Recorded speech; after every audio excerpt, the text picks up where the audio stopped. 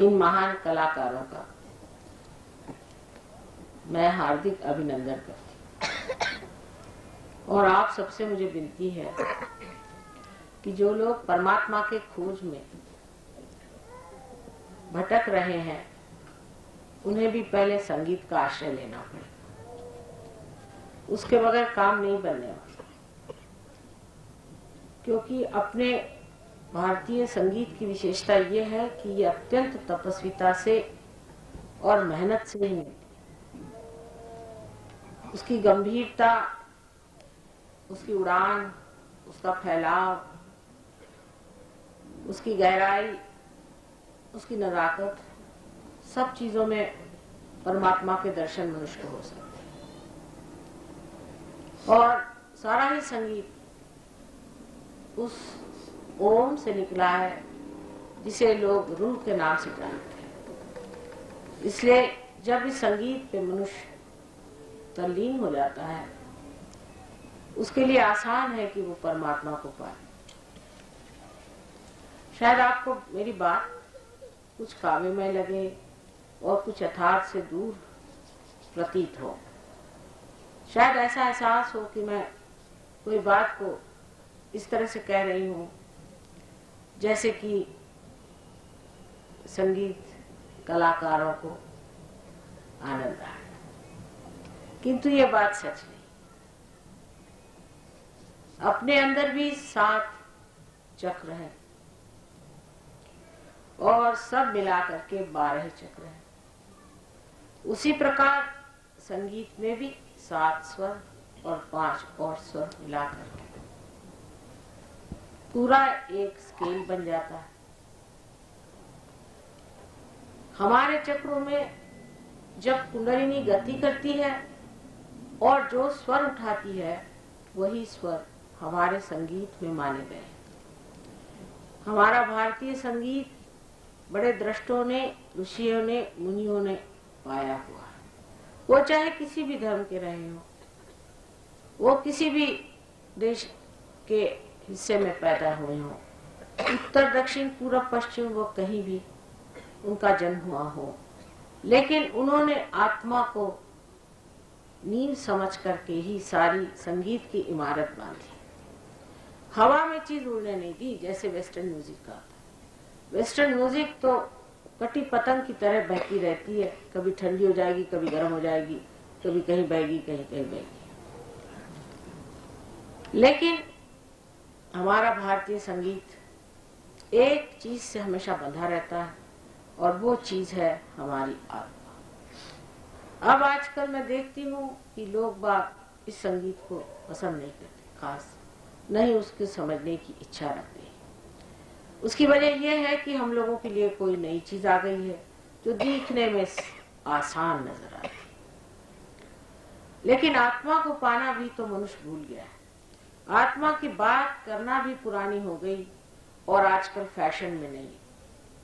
आजकल अगर कोई आत्मा की बात करता है तो लोग सोचते हैं कि माता जी भी क्या पुराने जमाने की बात ले बैठे, या आत्मा वात्मा कोई चीज है या नहीं, और परमात्मा भी नाम की कोई चीज है या नहीं।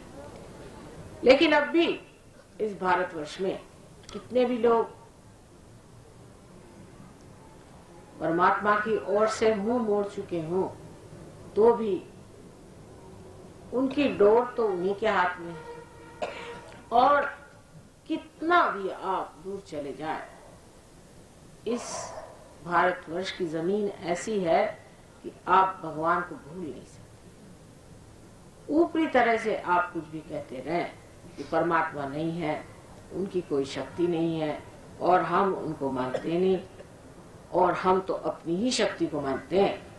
लेकिन अभी तक मैंने ऐसा कोई भारतीय देखा नहीं कि जो एक हद पे पहुंचकर कहता है कि भाई होना चाहिए भगवान नाम की चीज, और हम कहते हैं कि चीज ही नहीं है। भगवान तो सर्वव्यापी शक्ति है। तेरा बेटे बहुत अच्छा हो गया। और उस शक्ति को पाने के लिए, उस शक्ति को जानने के लिए हम लालायित नहीं होते, नहीं हमें उसके लिए कुतूहल होता है, और न हम समझते हैं कि ऐसी कोई शक्ति है जो हमारे अंदर से प्रवाहित हो सकती। वजह यह है कि इस पर बहुत ही कम लिखा गया और जो भी कहा गया है वो बहुत गुप्त रूप से कहा गया। जिस चीज को हम इस देश की संपदा या संपत्ति या बड़ी भारी जिसे परंपरा समझते हैं, उस परंपराओं में भी इस चीज के बारे में कहा तो गया है, लेकिन ये चीज घटित कैसी होती, इस पर बहुत ही कम प्रकाश पड़ा। उसकी वजह यह है कि जब इसका समय आएगा तभी ये बात उद्घाटित होगी, ये सोच करके और ये समझ करके ही लोगों ने इस बात को गुप्त रखा। सबने कहा है कि परमात्मा की सर्वव्यापी शक्ति इस संसार में विचरण करती है, और हम भी रोजमर्रा देखते हैं कि जितनी जीवित व्यवस्थाएं हैं, जितना भी जीवित कार्य है, वो एक शक्ति कोई न कोई करती है, और वो शक्ति एक फूल में से फल निकाल देती, एक बीज में से वृक्ष निकाल देती है। सारे जितने जीवंत कार्य है वो शक्ति करती है, और वो शक्ति जो भी है उसे हम जानते नहीं हैं और उसे हम पा नहीं पाते। ये कार्य हम कर नहीं सकते और ये हमसे ऊंची चीज है। इसको पाने के लिए अगर मनुष्य ने एक चीज ऐसी तय कर ली कि साहब ये चीज कोई है ही नहीं, तो ऐसे इंसानों से बात करना ही नहीं।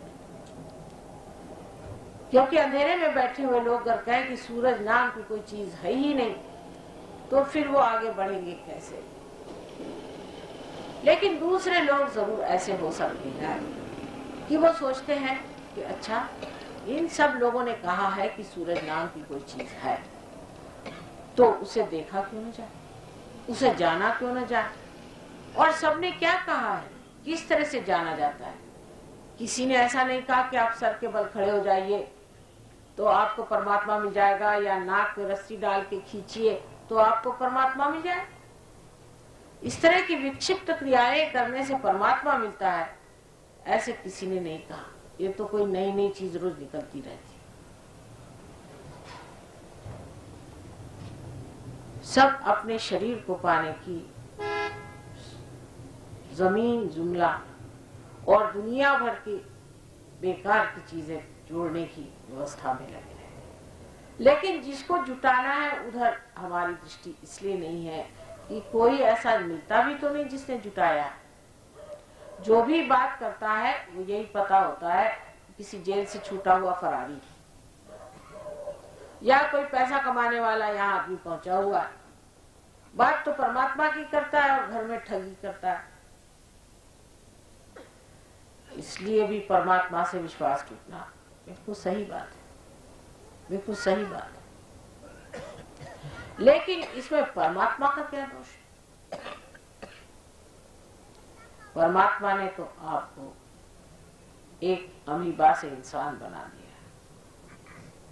उसने आपको ये सुंदर सृष्टि रच दी, ये सारे रंग और ये स्वर और ये सारा मधुर संगीत परमात्मा ही के चरणों से है। उसने ही इसका आनंद उठाने की शक्ति भी हमारे अंदर दी है। इसने ही हमें अपने माँ बाप बच्चे सबको पहचानने की, उनको प्रेम करने की भी शक्ति दी है।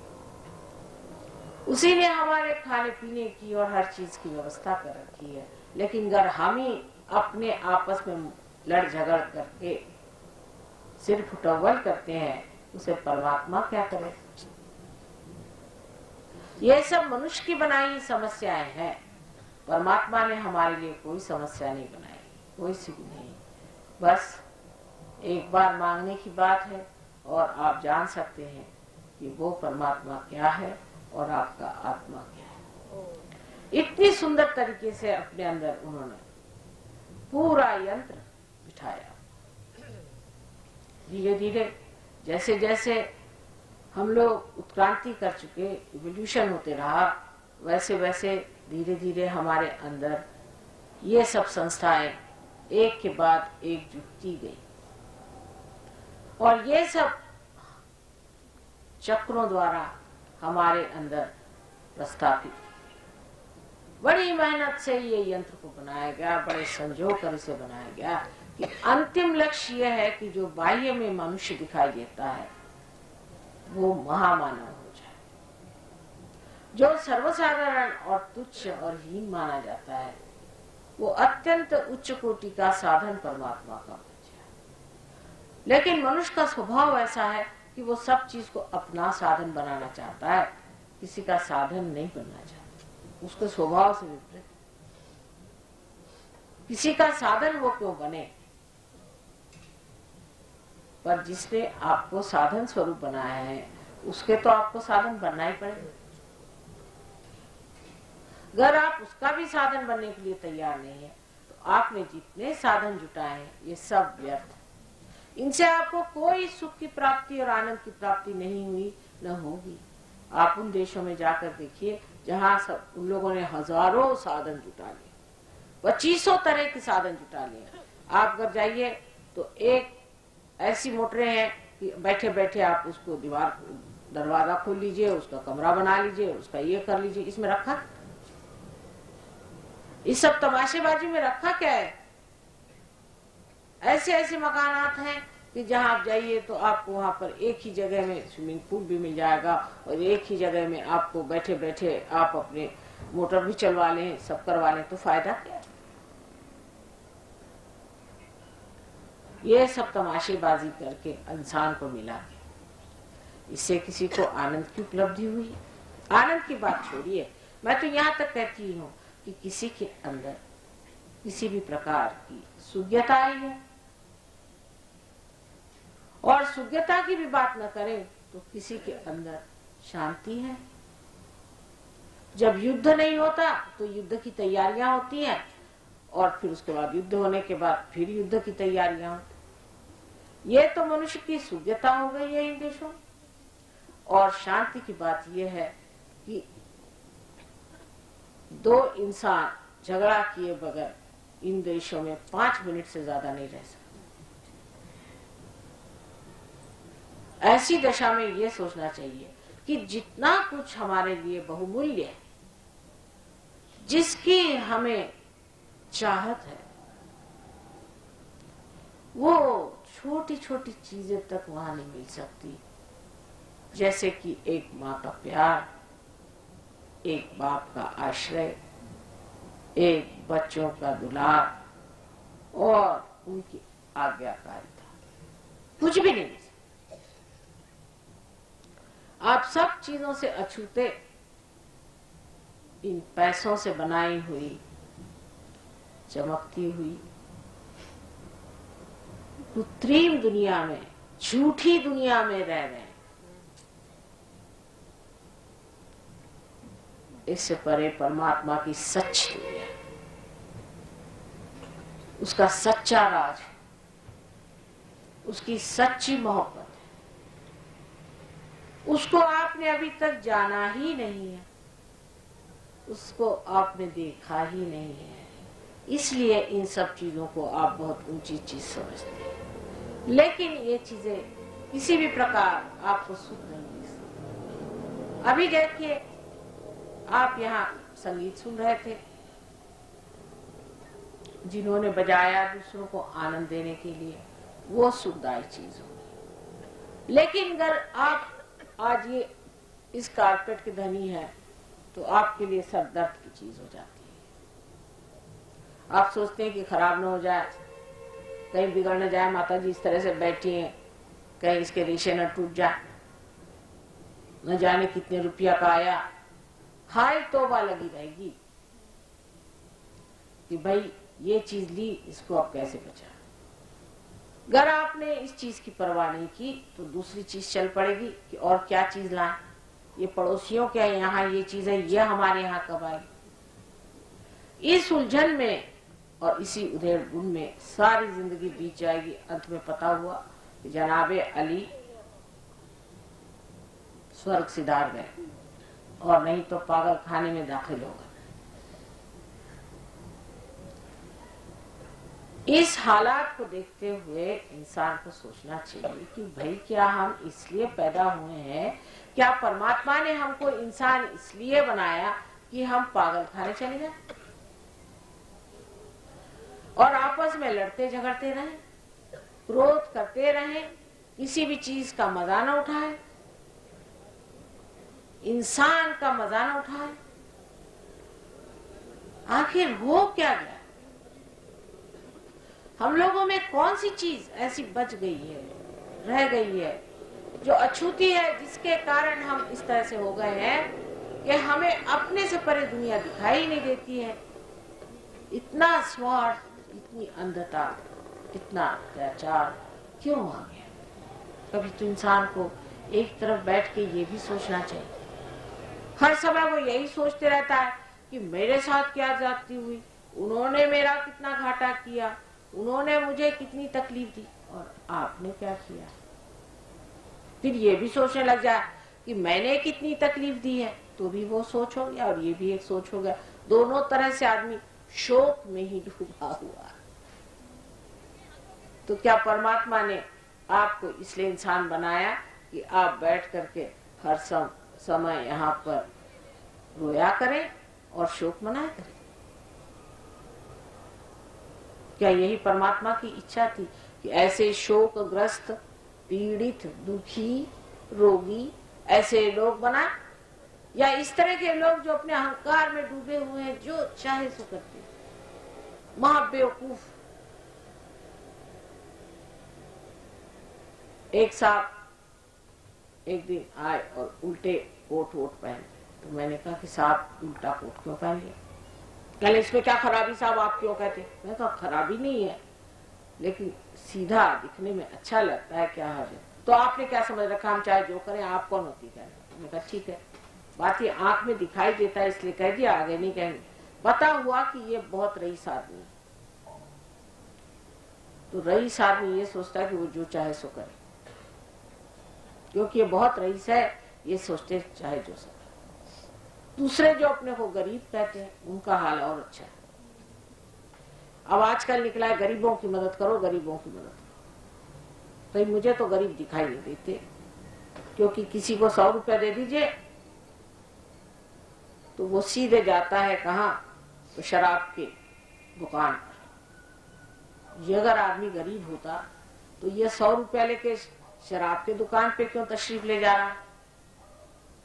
इसको तो चाहिए कि घर जाए, अपने बाल बच्चों को खाना पीना दे, लेकिन ये चले सीधे शराब खाने। इसका मतलब ये क्या गरीब है? स्ट्राइक करो, स्ट्राइक करो, भत्ता बढ़ाना चाहिए, बड़ी महंगाई हो गई, बड़ी महंगाई हो गई। अच्छा भाई, भत्ता बढ़ गया, जा कहाँ रहे? वही शराब खाने। पूछा भाई तुमने भत्ता क्यों बढ़ाया? माता जी आपको पता है शराब की बोतल की कीमत बहुत बढ़ गई। आपको तो पता नहीं, आप पीते नहीं, आपको क्या मालूम? ठीक है भाई, हम तो अज्ञानी हैं। तो ऐसे गरीबों से भी क्या किया जाए? और गरीबों में एक अहंकार है कि हम गरीब हैं, ये भी एक अहंकार हो गया गरीबों में। जैसे भिखारी है, आएगा, आप साहब 2 रुपया दे दीजिए। भैया 2 नहीं, 1 है, 1 ले लो। अरे क्या समझते हैं आपको, अपने लिए रखिए, पान बीड़ी खाइएगा। इस तरह से अहंकारी आपको सब आजकल गरीबों ने भी अपना एक स्थान बना लिया कि हम गरीब हैं। अच्छे साहब गरीब है, गरीबी की नम्रता तो कहीं दिखाई नहीं देती, उल्टे इस कदर खोपड़ी पे चढ़े हुए हैं कि ये गरीब कैसे और ये रईस कैसे, कुछ समझ में नहीं आता। ना बाप बेटे का सहूर रहा, ना माँ बहन का ख्याल रहा।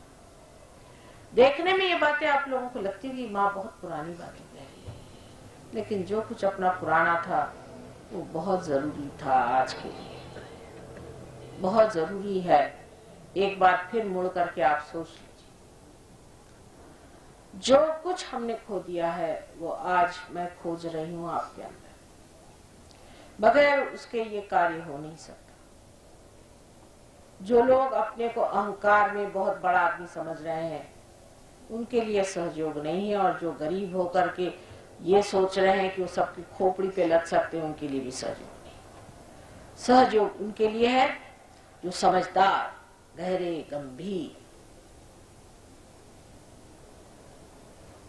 और धार्मिक लोग हैं, धर्म का मतलब ये नहीं कि सुबह से शाम तक आप माला जपें, लेकिन धार्मिक का मतलब ये है कि जो अपने अंदर एक संतुलन से रहते, कोई अतिक्रमण नहीं करते। जितने भी लोग अपने को फैनेटिक समझते हैं वो तो काम से गए,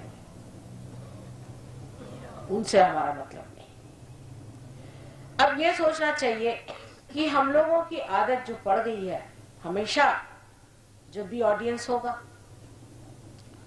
तो जो वक्ता होगा वो यही सोचेगा कि भाई ये ऑडियंस को मुझे जीतना है, क्योंकि इनको मुझे वोट देना है। वोट नहीं देना हो तो कुछ न कुछ रुपया जमा करना होगा। कोई ना कोई मतलब से ये ऑडियंस इकट्ठा होता है, बेमतलब नहीं होता। ऑडियंस से जो वक्ता होता है उसे कोई ना कोई मतलब होता है, तभी ऑडियंस इकट्ठा होता है। लेकिन जब संगीत होता है तब वो ऑडियंस इकट्ठा होता है जो चाहता है कि आनंद उठाए। जब कोई कला का कार्य होता है तो वो ऑडियंस इकट्ठा होता है जब सोचता है कि भाई कलाकार का महत्व ज्यादा है हमसे। ऐसी दशा में थोड़ा आगे जाकर आप सोचें कि जब आप कुंडलिनी के जागरण के लिए यहाँ आए हैं तो समझ लीजिए कि आप लोग अपने फायदे के लिए आए हैं, मेरे नहीं। आपको अपना फायदा कर लेना। कुंडलिनी की गंगा आप ही के अंदर है, वो जागृत भी हो सकती है और आप पार भी हो सकते हैं। इसमें कोई नवीन बात आप नहीं है, क्योंकि समय आ गया। ऐसे विक्षिप्त समय में, ऐसे भयानक समय में अगर ये कार्य नहीं होगा तो कब होगा? यही समय है जब ये कार्य होना था और होने वाला है। और इस वक्त आदमी जो है बहुत बड़े भ्रांति में, कंफ्यूजन में फंसा। इस वक्त वो ये नहीं समझ पा रहा कि सही कौन है और गलत कौन है। लेकिन एक बात आप जान लीजिए कि जब मुझे आपसे कुछ लेना ही नहीं तब आपको मुझे देखना है कि आप में से सही कौन है और गलत कौन है। आपको ये नहीं देखना कि मैं सही हूँ या गलत हूँ, क्योंकि मुझे तो कुछ लेना देना ही है आपसे। इस बात को पहले समझ लेना चाहिए, क्योंकि अधिकतर हम ये देखने आते हैं कि ये सही है या गलत है। लेकिन इस वक्त थोड़ी नजर अपनी और होनी चाहिए कि क्या हम सही हैं? जिस चीज के लिए आए हैं ये कितनी बड़ी चीज है, आत्मा का साक्षात्कार, जो सबसे महान चीज है। इससे बड़े के संसार में पाने की कोई चीज ही नहीं। और अगर वो चीज माता जी देने के लिए बैठी हुई है तो क्या वाकई हम इस योग्य हैं? मैं कहती हूँ है, और बिल्कुल है। अपने प्रति आस्था रखें और ये कार्य हो सकता है। परमात्मा ने बहुत सोच समझ करके आपको बनाया। ऐसा बनाया है कि मैंने इंसान को देखा, कितना भी गिरा हुआ हो, कितना भी दुष्कर हो, उसकी कुंडली नहीं जगा सकते। पता नहीं कैसे, ऐसी कमाल हो गई है परमात्मा की भी, इसकी मेहर की ऐसी कमाल। आपसे बताती हूँ कि जिसके लिए लोग आके बताते हैं कि माता जी तो इतना गया बीता आदमी, इसको छोड़ दीजिए, वो तक पार हो जाता है। क्या कमाल! मेरे ख्याल से परमात्मा ने यही सोचा होगा कि इस वक्त नहीं इनको पार कराएंगे तो ये गए सब लोग काम से, और मैंने जो इतनी बढ़िया चीज बना के रखी है, मेरी जो इतनी उत्तम कृति मनुष्य है, वो सर्वनाश होने से मेरी सारी सृष्टि ही खत्म हो जाए। और इसीलिए ये कार्य बड़े जोरों में हो रहा है। लेकिन इंसान खोजता क्या है और जानना क्या चाहता है, ये वो अपने बुद्धि से ठहराता है। जिस चीज को आपने बुद्धि से ठहरा लिया है वो सब सीमित बात है, आपकी अपनी बनाई हुई बात है। लेकिन जो सच है, जो यथार्थ है, उस असलियत को पाने के लिए पहले ये सोचना चाहिए कि हम उसे जाने, देखें, परखें। क्योंकि असलियत अपनी जगह मुकम्मल है, उसको आप हासिल नहीं कर सकते जब तक आप उसको न माने कि वो अपनी जगह है, वो ठहरी हुई है अपनी जगह, और उस चीज को पाने के लिए आपको वहां तक पहुंचना होगा, न कि वो चीज आपके पैरों पे गिरेगी कि साहब मुझे आप अपने सर उठा लीजिए। मैं माँ हूं और माँ बच्चों को कभी कभी सुझाव देती है और समझाती है, और कभी कभी डांटना भी पड़ता है। बच्चे ना समझ हैं, उनको बहुत प्रेम और बुद्धिमत्ता से परमात्मा की ओर ले जाना, क्योंकि उसके सिवा कोई चारा मुझे दिखा नहीं। उसको पाए बगैर इंसान तहस नहस हो जाएगा। आत्मा को पाए बगैर आप चाहे कुछ कर लीजिए, आप अपने को दूर हटा के रखिए, कुछ भी कर लीजिए, आप खत्म हो जाइए। परदेशी देशों में जहां जहां आप जाके देखिएगा, आपको आश्चर्य होगा कि किस रफ्तार से ये लोग जहन्नुम में जा रहे हैं, दोज़ख में जा रहे हैं, कि जिंदगी कहां खत्म हो रही है, इनका हाल क्या है, क्योंकि इन्होंने अपनी आत्मा को नहीं पाया। एक पेड़ बाहर से दिखाई देता है, उसको ही सब कुछ मान लेने से नहीं होता है, उसकी जो जड़ें हैं उसको खोजना होगा। जब तक उसके जड़ में आप नहीं उतरेंगे तब तक इस पेड़ का कोई माना नहीं होता, और वो जड़ हमारे अंदर है, खासकर इस योग भूमि में है। आप चाहे सूट पहन लीजिए, चाहे आप टाई लगा लीजिए और अपने नाम धाम भी बदल लीजिए, आखिर इस देश के आप बच्चे हैं, और ये देश एक योग भूमि। इस देश के अंदर ऐसी शक्ति है कि इस देश के रहने वाले लोगों को एक विशेष तरह का अधिकार है कि वो परमात्मा को प्राप्त करें। आप विश्वास नहीं, लेकिन जब तक आपके अंदर प्रकाश नहीं आता, मेरी बातें आपको शायद सच न लगे और शायद अच्छी भी न लगे, लेकिन जो भी है ये समझ लेना चाहिए कि आप में एक विशेष रूप से अधिकार है कि आप परमात्मा को पालें। यह आपके धरोहर है, यह आपका हेरिटेज है, ये आपको दिया हुआ वर है परमात्मा का कि आप इस महान शक्ति को अपने अंदर पालें। इस प्रेम की महान शक्ति को आप पाकर फिर खो जरूर जल्दी देते हैं, जैसे हम लोग भी स्वतंत्रता को पाकर अब खोने पर आमादा है। लेकिन ये बहुत आसानी से एक हिंदुस्तानी के हाथ लग सकती है, इतना आसान नहीं है कि परदेश में ये काम हो सके। लेकिन मैं परदेश काफी घूमती हूँ, वजह ये कि वहां का एक आदमी अगर पार हो जाए तो वो एक पेड़ बन के खड़ा हो जाता है। हिंदुस्तान में हजारों बीजों को अंकुरित करिए, उसमें कहीं एक आध होता है जो पेड़ बनता है। अपने बारे में हमें प्रतिष्ठा नहीं है, हम अपने को आंकते नहीं, अपने को समझते नहीं, हम अपने को जानते नहीं। छोटी छोटी चीजों में हमने अपना जीवन व्यर्थ कर रखा। कोई भी जीवन में हमारे लक्ष्य में ये नजर नहीं आता है कि उसमें कोई महान, कोई उदात्त, कोई ऊंची, कोई बढ़िया चीज हमने सोची हो। आज समय आ गया है कि इंसान को सोचना पड़ेगा, और नहीं सोचेगा तो आगे का हाल बहुत बुरा है। अभी जो बिगड़ा है वो भी सुधर सकता है, वो भी ठीक हो सकता है। इसलिए सबसे पहले आत्मा को आप प्राप्त करें। आप कैसे प्राप्त करें? सब लोग कहेंगे माँ कैसे, उसकी आपको चिंता करने की जरूरत। आपके अंदर यह शक्ति निहित है, आपके अंदर आत्मा निहित है। जैसे ही यह शक्ति उस आत्मा से संबंधित हो जाती है, ये चारों तरफ छाई हुई ये परमात्मा की परमेश्वरी शक्ति आपके अंदर महसूस होने लग जाती है।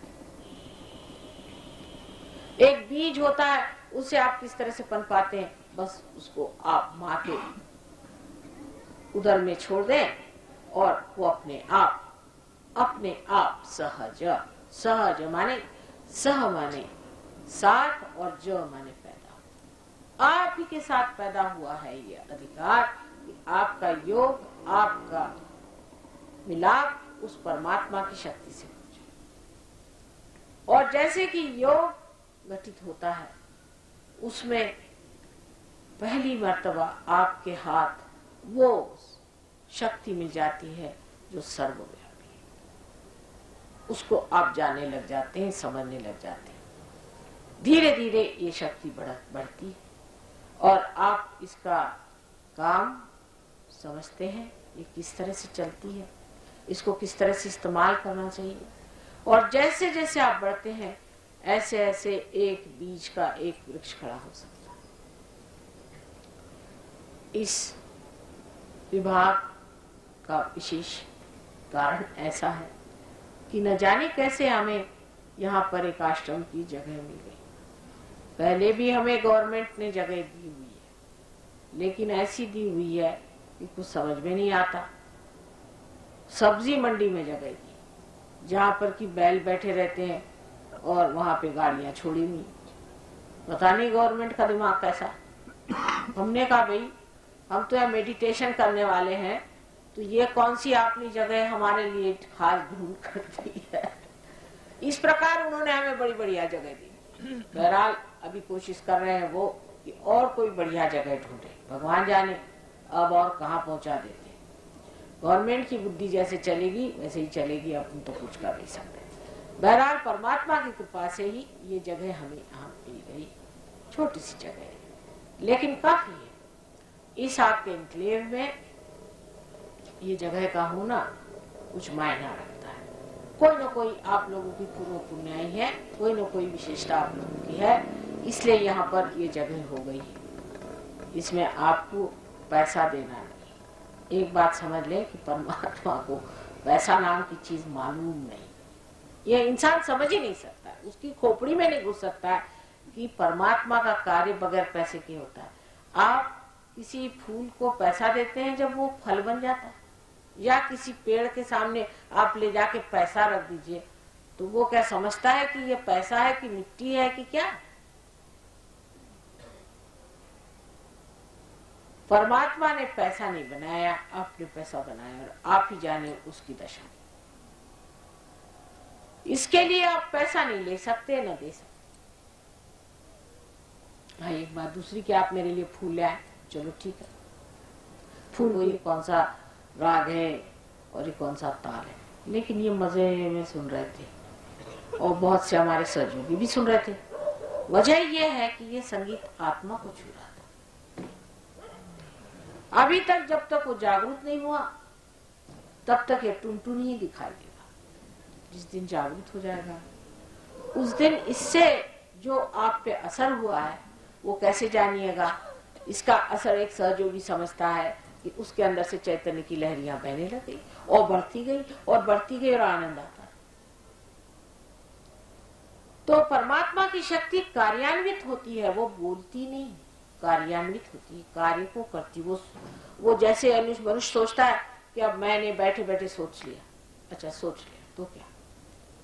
सोचने से आपकी मोटर चलेगी? चला के दिखाइए, मोटर में बैठे और सोचते रहे सोचते रहे सोचते रहे। मैंने सोचा, गया। आपने सोचा माने इस बुद्धि से इसमें कितनी सीमाएं हैं आप जानते हैं? हम तो सोचते हैं, आप कैसे सोचते हैं? उस सोचने से आप कौन से कार्य को कर सकते हैं? ज्यादा से ज्यादा आप करते ही क्या है, मरी हुई चीज की मरी हुई चीजें बनाते हैं और खुद भी उनको इस्तेमाल कर करके मरगिल्ले हो जाते हैं। माने ऐसे कि वो आपने मोटर बनाई, अब मोटर से आप चलने लगे।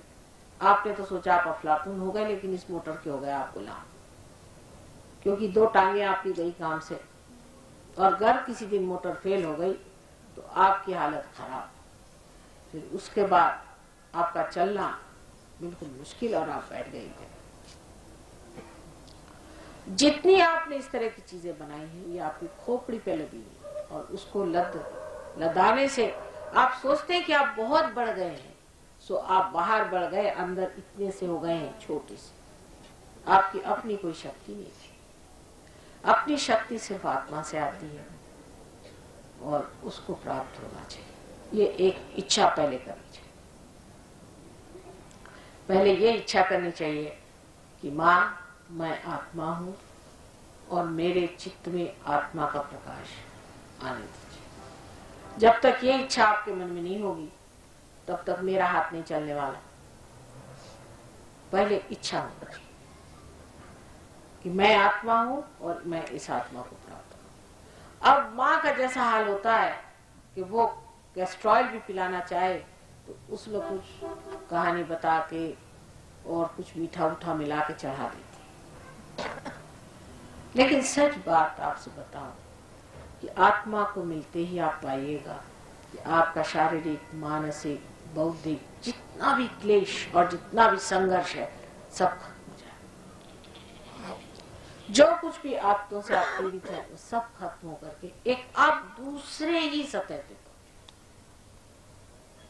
एक दूसरी नगरी में जाके बैठेंगे, एक दूसरे हो जाएंगे। इसीलिए जिसने ब्रह्म को जाना उसे द्विज कहते हैं, माने जिसका जन्म दूसरा हो। और बहुत से लोग ऐसे अमेरिका में देखे मैंने जो अपने इश्तहार लगा घूमते हैं कि हमारा जन्म दूसरा हो गया। भाई कैसे? भाई आपने कहा कि जन्म दूसरा होगा तो उसके कुछ दिखना भी तो चाहिए आसार कि आप कैसे कह रहे हैं आपका जन्म दूसरा। तो इंसान का जब जन्म दूसरा हो जाता है तो उसकी जो चेतना है, उसकी जो अवेयरनेस है, वो जो महसूस करता है वो सब कुछ सार्वजनिक हो जाता है, सामूहिक हो जाता है, कलेक्टिव हो जाता है। जैसे बैठे बैठे यहां से आप बता सकते हैं कि फला फला इंसान के कौन से चक्र पकड़े, सब जानकारी इससे हो सकती, क्योंकि सब चीज को जानने वाला आपका आत्मा है, आपकी बुद्धि नहीं। बुद्धि तो ये भी है और वो भी है, इसीलिए आदमी सब भ्रांत है। लेकिन जो सिर्फ है वो आत्मा जानता है और जो सच है वो आत्मा बताता है। हम लोग ये बहुत कुछ सुनते आए अभी तक, हर तरह से लोगों ने समझाया।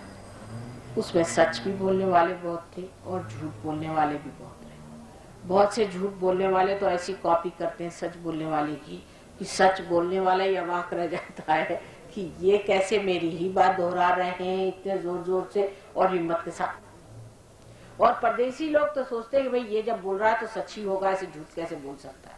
उनको नहीं मालूम कि हम लोग झूठ बोलने में कितने माहिर हैं।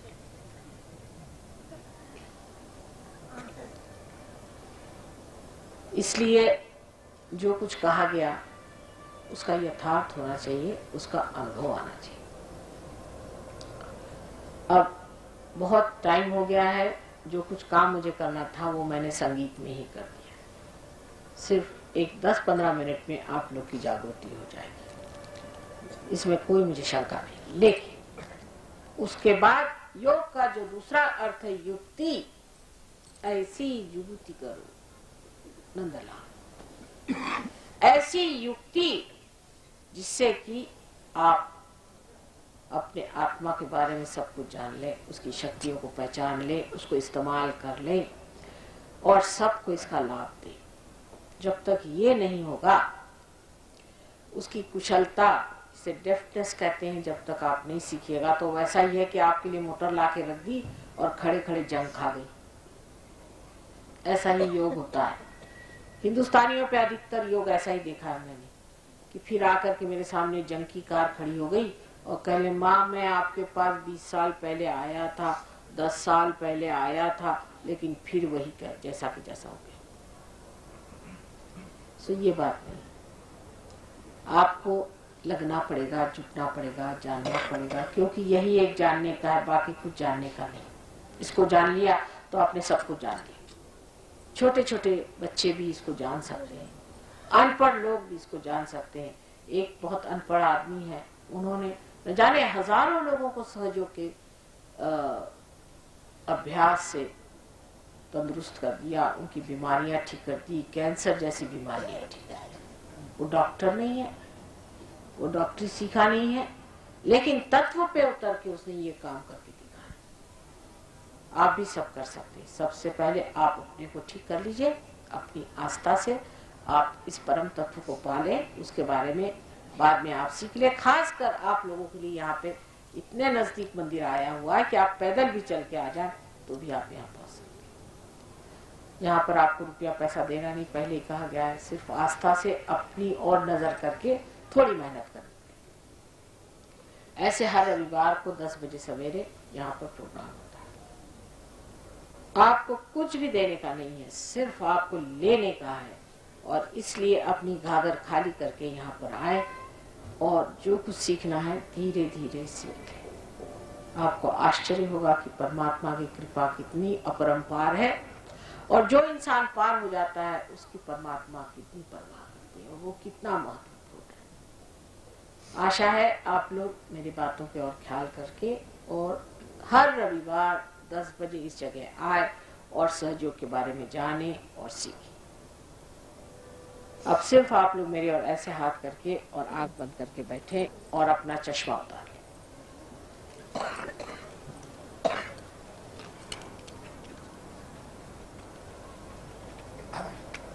ऐसे अब देखिए कि आप सिर्फ अपना हाथ सर पे रखिए, सर के ऊपर अधाकरी रखिए, राइट हैंड रखें, और देखिए कुछ ठंडी हवा आ रही है क्या? देखिए कुछ गर्मी आ रही होगी शुरू में, क्योंकि गर्मी होती है ना अंदर, वो निकलनी चाहिए, वो निकल रही है। और अब देखिए धीरे धीरे, और दूसरा हाथ रख के देखिए,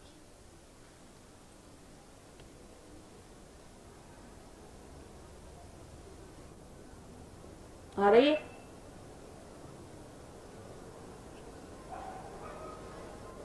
देखिए आंख बंद रखिए। अपने विचार तो हो गए हैं, कोई विचार नहीं, लेकिन सर में से ठंडी हवा आनी चाहिए। अब आंख खोल लें। मैं आपको बताती हूँ अपनी कुंडलिनी स्वयं की कैसी जागरूक करनी चाहिए। इस हाथ में आपकी इच्छा शक्ति है, इसको अपने सामने रखें, बहुत आसान तरीका। इस हाथ को अपने सामने रखें जहाँ की कुंडलिनी का स्थान है। वो कहाँ पर है, कैसे है वगैरह के लिए आपको थोड़ा समय देना पड़ेगा, सब कुछ आपको बताया जाएगा, कोई भी गुप्त बात नहीं सहयोग में। अब आप दूसरे हाथ से इसको इस तरह से घुमाएं, ऐसे घुमाएं कि ऊपर आगे नीचे पीछे, इस तरह से करते करते आप पूरी तरह से हाथ को ऊपर ले जाए और एक गांठ बांधे इसकी यहाँ पर, और इस तरह से गांठ बांधे। फिर से देखिए हाथ को, एक ही हाथ को घुमाए, दूसरा हाथ सीधे सीधे ऊपर चढ़ता रहे। अब देखिए इसी प्रकार करते करते हाथ बहुत ऊंचा ले जाए, जहां तक ले जा सकते हैं, और फिर से एक गांठ जोर से बांधे, फिर से उठाएं एक बार, इस बार 3 गांठें बांधनी होंगी, और फिर आप देखिए हाथ में कैसी ठंडक से आती। आपको आश्चर्य होगा कि ये शक्ति आपके अंदर से बह रही है कि नहीं, ये आप जान जाए। 1 2 3। अब देखिए ऐसे हाथ कर,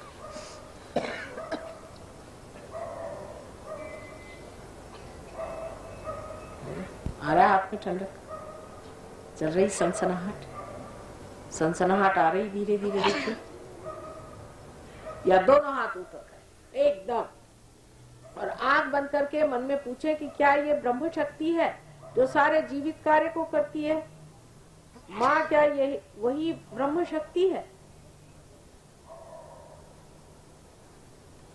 देखिए अब आपके हाथ में ठंडक सी आ रही है या नहीं, सनसनाहट सी हाथ में आएगी। अब हाथ मेरे और करें,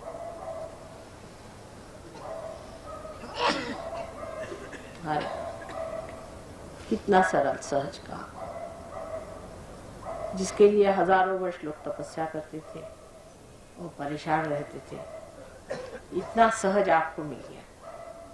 तो आप कहेंगे माँ ऐसे कैसे? आप में भी कोई बात है और मुझ में भी कोई बात है, इसीलिए काम हो रहा। जानकार ही काम कर सकता है ना, और जो इसका जानकार है वही ये कार्य को कर सकता है। अभी तक इतनी बात अपने लिए कहूंगी मैं, लेकिन ये भी बात आपके लिए कहूंगी कि आप लोगों में भी पूर्व पुण्याई है, इस वजह से आप भी पा गए। अब इससे आगे क्या होना चाहिए, कैसे चलना चाहिए, ये शक्ति को जो प्राप्त हुआ है इसको कैसे बढ़ाना चाहिए, क्या करना चाहिए, इसके लिए सामने ही मंदिर है, वहां आप लोग आए और इसका पूरा लाभ उठाएं। आज इतने जल्दी काम हो गया, इसकी वजह ये थी कि संगीत जब चल रहा था तभी मैं आपके चक्रों की सफाई कर रही हूँ। परमात्मा आप सबको सुखी रखे।